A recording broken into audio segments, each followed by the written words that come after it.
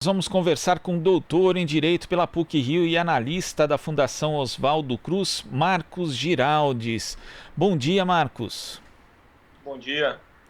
Marcos, você é um dos autores aqui do livro Pandemias e Pandemônio no Brasil. Escreveu um artigo junto com a Juliana Neuschwander intitulado Amanhã vai ser outro dia? Reflexões sobre as questões do presente no mundo em crise.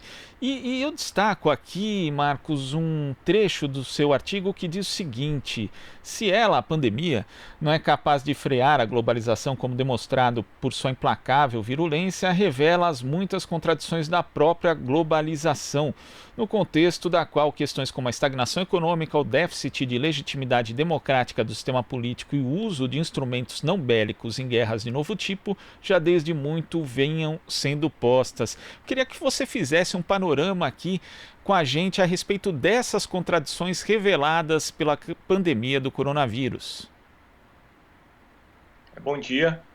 É, Essa pandemia, ela não é um fato da natureza, é também um fato da natureza, porque mutações de vírus ocorrem constantemente na natureza, mas a forma como ela se propaga pelo mundo está relacionada à organização das sociedades, quer dizer, questões como densidade demográfica, acesso ao próprio a preservação do meio ambiente, vigilância sanitária, assistência médica, tudo isso vai impactar na, no contato, né, dos seres humanos com esses vírus e na propagação pelo mundo. O que a gente viu foi uma propagação muito rápida, né, de poucas semanas. Quer dizer, essa pandemia ela se propaga como um fator, né, e como uma resultante dessa globalização neoliberal, né?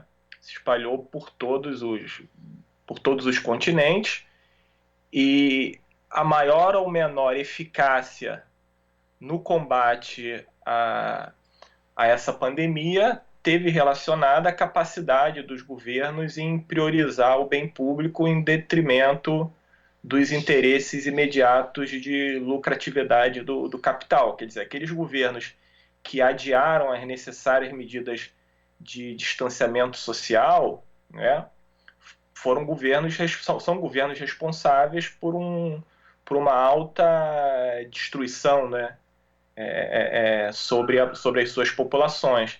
E isso inclui governos de diferentes clivagens, governos capitalistas de diferentes clivagens ideológicas. Aí eu faço a ressalva porque os países que se reivindicam socialistas, como China, Vietnã, Cuba, apresentaram uma resposta mais eficaz a essa pandemia. Outros governos também, justiça seja feita, como o governo da Argentina, o governo conservador da Alemanha, mas países de centro-esquerda, de direita e de centro, como Espanha, França, Itália, Reino Unido, governo de direita, governo dos Estados Unidos, demoraram para tomar as medidas necessárias e isso acarretou em consequências desastrosas para as populações desses países. E no caso do Brasil, não foi uma demora na adoção dessas medidas, porque todos esses governos que eu mencionei, em algum momento, se renderam à realidade de tomar essas medidas. No Brasil, o que nós temos desde o início é um negacionismo por parte do presidente da República. Os estados e municípios, na sua maioria, inclusive legitimados por decisão do STF, tomaram as medidas. O Ministério da Saúde, num primeiro momento, já em meados de março, recomendou essas medidas, mas o presidente, como é um governo caótico, acontece do presidente defender uma medida contrária ao seu próprio Ministério da Saúde. E essa tensão acabou resultando em duas trocas de ministro da Saúde. Atualmente nós não temos ministro da Saúde. O que nós temos no Ministério são 20 militares, nenhum deles com formação em saúde. Então o governo brasileiro não só não apoia as medidas de distanciamento social, como acabou com o Ministério da Saúde. E ao mesmo tempo boicota as medidas de socorro econômico e social, né, para a preservação da vida, para a preservação da alimentação das pessoas, porque o Brasil é um país que ainda sofre com o flagelo da fome. Esse problema piorou nos últimos anos e vem piorando, e boicota medidas de socorro econômico, de preservação dos empregos. Como disse o Paulo Guedes naquela reunião horrível que se revelou, quer dizer, o que nós já sabíamos do que era a natureza desse governo, mas que a gente pôde verificar em som e imagem, o interesse é só o apoio às grandes empresas e não às pequenas e médias empresas, que são aquelas que geram a maior parte dos empregos do país, porque justamente não há uma preocupação com a preservação da dignidade e da vida das pessoas. Agora, Marcos, você destacou nessa questão da reação tardia de alguns países aí sujeitos a, digamos, a permeabilidade dos interesses do poder econômico, financeiro. Aqui no Brasil a gente teve de forma distinta, como você destaca, um negacionismo, mas também, né, aliado com esses interesses, e é uma questão de competência mesmo, de execução por parte do governo federal. Mas esses interesses, né, do poder econômico, do poder financeiro, eles também se fazem notar em outros níveis de escala de poder aqui no Brasil, por exemplo, nos governos de estado que, mesmo com a pandemia em curva ascendente, resolvem flexibilizar o isolamento social, mesmo acontecendo com algumas cidades? Não, claro, quando eu mencionei as medidas dos governos estaduais e municipais, não para elogiar em conjunto esses governos, mas para dizer que o governo federal está além, né? Está um grau muito acima de insensibilidade, de impiedade e de desprezo em relação à vida das pessoas. Os governos estaduais e municipais são variados, né? Alguns mais próximos e outros são de oposição ao governo federal, oposição de centro-esquerda, oposição de direita, mas essa pressão econômica ocorre também, a pressão política do governo federal para que os seus aliados retomem as atividades o quanto antes. Aí, o governador de Minas, do Partido Novo, que é bolsonarista, né, como o Partido Novo é um partido bolsonarista, o prefeito do Rio de Janeiro, né, que é um empresário religioso, né, é dono de igreja. Então, esses governos tendem apesar de alguma medida terem adotado, né, por não estarem no mesmo grau de racionalidade do governo federal, acabam cedendo à pressão. Mas tem a pressão econômica direta, tanto que o governo estadual do Rio de Janeiro também baixou um decreto, né,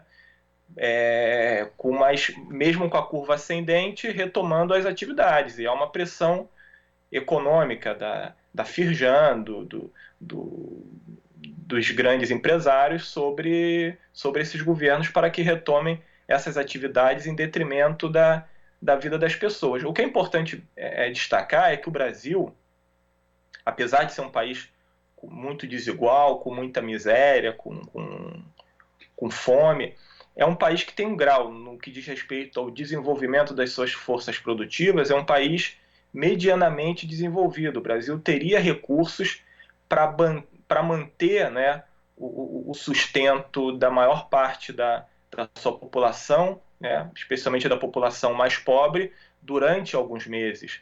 Há quase um consenso da maioria dos economistas de diferentes vertentes, desde não só economistas de esquerda, mas vários economistas neoliberais, não neoliberais dogmáticos e fanáticos como o ministro da Economia, mas também economistas liberais que dizem que seria possível emitir moeda para o pagamento dessas medidas. Inclusive se baseiam em pesquisas do André Lara Rezende, que é um economista de trajetória liberal, que diz que com uma demanda reprimida a emissão de moeda não necessariamente gera pressão inflacionária. Então o Brasil teria todas as condições econômicas de adotar essas medidas de socorro social e econômico, mas o governo federal boicota essas medidas, né? Claro, milhões de pessoas receberam, porque essas medidas foram votadas no Congresso, mas o governo age com sadismo. Em meio a uma pandemia, o que se vê são multidões em filas de agências da Caixa Econômica tentando receber R$ 600, muitos não receberam, e o governo faz isso, como ele próprio diz, porque sabe que que isso gera convulsão social. O governo diz que não quer gerar convulsão social, que não queria fechar a economia para não gerar convulsão social, mas na verdade quando o governo boicota essas medidas de socorro econômico, o governo está fazendo é promover convulsão social, e nós sabemos que o faz com intenções autoritárias, né, de implementar posteriormente medidas de exceção com álibi de preservação de uma ordem pública que o próprio governo tem erodido. Agora, Marcos, você mencionou que não se pode atribuir exclusivamente à natureza o surgimento do coronavírus, já que ele também se relaciona com a própria ação humana. Essa pandemia evidencia mais uma vez que é necessário, que urge, na verdade, tratar a questão da transição ecológica, da preservação do meio ambiente e da instituição de um outro modelo econômico? Sim. O que a gente esse acontecimento é uma emergência global, e que coloca em evidência as contradições do sistema capitalista, que é um sistema incapaz de garantir não só o bem público da maioria, né, da humanidade, mas também a preservação do meio ambiente, que é algo imprescindível para o bem-estar e para a saúde da maioria. Mais de um século atrás, Engels declarou, e depois Rosa Luxemburgo, de que o dilema da humanidade era socialismo ou barbárie. Continua esse dilema, né? Porque a barbárie, ela há muito foi incorporada no cotidiano da vida das sociedades capitalistas, mas o que nós temos, além disso, é o dilema socialismo ou destruição, ou extinção da espécie humana. Agora, tem outro trecho aqui do seu artigo, Marcos, que eu queria ler, que você diz o seguinte: Bolsonaro é um populista de um tipo muito particular. Ele não se apresenta ao povo, nem mesmo àquela parcela com a qual ele diz se identificar, ou melhor, que ele identifica como povo, como protetor. Ele tem uma política destrutiva e autodestrutiva. Nisso ele se assemelha ao fascismo clássico. Não seria o primeiro na história a se matar e levar parte do povo ao autoextermínio. Diante dessa condução do Bolsonaro, que você já destacou, né, o fato de ser negacionista, de realmente ter uma ação muito pior do que de qualquer outro governante no mundo em relação à pandemia do coronavírus, o que deve ser feito na sua avaliação, e como a esquerda, como a oposição, deve se portar diante de um governo que justamente pode levar aqui ao autoextermínio de boa parte da população?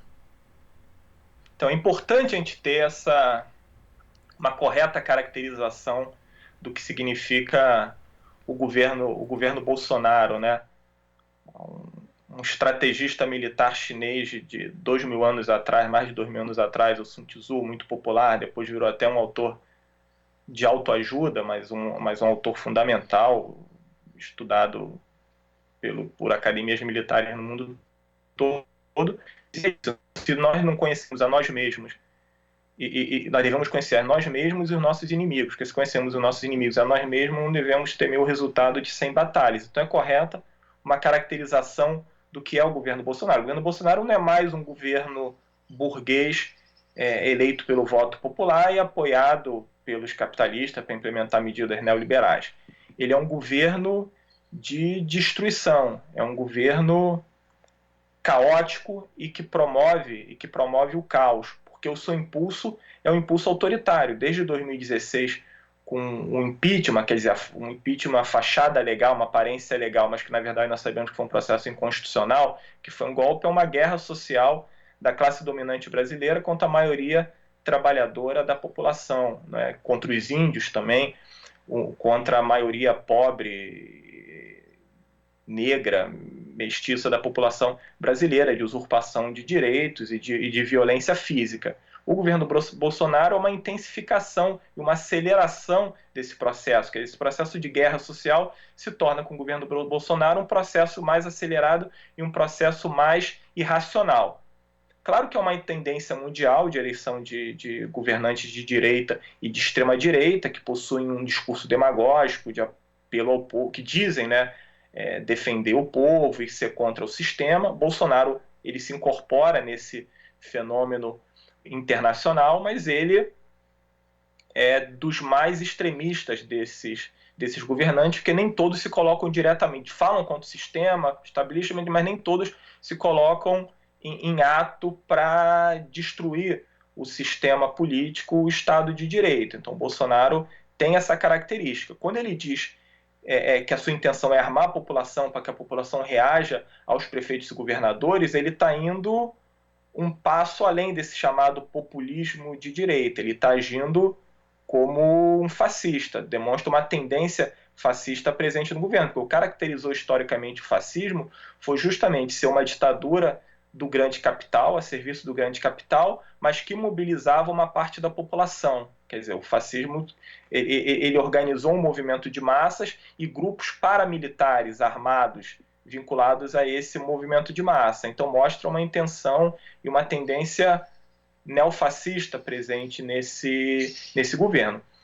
A resposta da esquerda só pode ser uma, que é priorizar a luta contra esse governo para barrar essas medidas e para derrubar esse governo com uma medida de defesa da sua própria sobrevivência física, da sobrevivência do povo, como defesa da civilização. A prioridade da esquerda deve ser organização de uma frente popular, quer dizer, uma frente popular, uma frente dos partidos e dos movimentos sociais, dos partidos de esquerda, centro-esquerda, movimentos sociais, mas que não pode ser uma frente popular só de lideranças, né? Essa é uma tradição da esquerda na luta contra o fascismo, que é da união do povo em defesa da república, da democracia. Então, o que a esquerda deve fazer é organizar uma verdadeira frente popular unitária com comitês de base junto à população para organizar a resistência.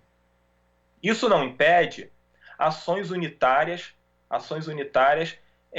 imediatas com a chamada, o que chamam de oposição da direita democrática. Eu não gosto desse termo porque essa direita que está fora do bolsonarismo, ela não é uma direita democrática. Eu chamaria de uma direita liberal conservadora ou liberal reacionária. Reacionária porque ela quer também regredir direitos e apoia um programa neoliberal. Então, uma frente popular de esquerda, que deve ser a prioridade nossa, ela não impede uma aliança de ação, né? Uma coordenância de realização de ações pontuais, como no caso de um processo de impeachment. Nós não temos a maioria no Congresso Nacional. Para ter um processo de impeachment, é preciso que essa maioria parlamentar liberal conservadora, liberal reacionária, apoie o processo de impeachment. Motivos jurídicos não faltam. Todo dia o governo comete um crime de responsabilidade. Não só crime de responsabilidade previstos constitucionalmente, como crime contra a humanidade, né? Esse governo comete, a meu ver, juridicamente analisando, ele é um governo que comete crimes contra a humanidade. O Estatuto de Roma, de 98, incorporado no ordenamento jurídico brasileiro em 2002, que regulamenta o Tribunal Penal Internacional, em Haia, estabelece no artigo 7º os crimes contra a humanidade e diz crime de homicídio, extermínio, escravidão, apartheid, agressão sexual, todos esses atos que os governos militares do Brasil, os oficiais militares da ditadura realizaram e que são saudados pelo governo atual e pelo alto oficialato das Forças Armadas, todos esses atos foram crimes contra a humanidade. Mas esse governo comete porque esse artigo 7º diz que também constitui um crime contra a humanidade a realização de atos de caráter semelhante que causem intensamente sofrimento ou afetem gravemente a integridade física ou a saúde física e mental. Então, o Estatuto de Roma considera crime contra a humanidade a violação da saúde física da coletividade. O governo tem boicotado as medidas necessárias para lidar com a pandemia e nisso comete crime contra a humanidade, contra o seu próprio povo. E isso o governo, o presidente da República e seus ministros. Tá certo, Marcos. Queria agradecer demais a sua participação aqui no Jornal Brasil Atual e até a próxima. Até a próxima. Bom dia. Bom dia. Conversamos aqui com o doutor em Direito pela PUC-Rio, analista da Fundação Oswaldo Cruz e um dos autores do livro Pandemias e Pandemônio no Brasil, Marcos Giraldes. Você está ouvindo Jornal Brasil Atual. As notícias que os outros não dão.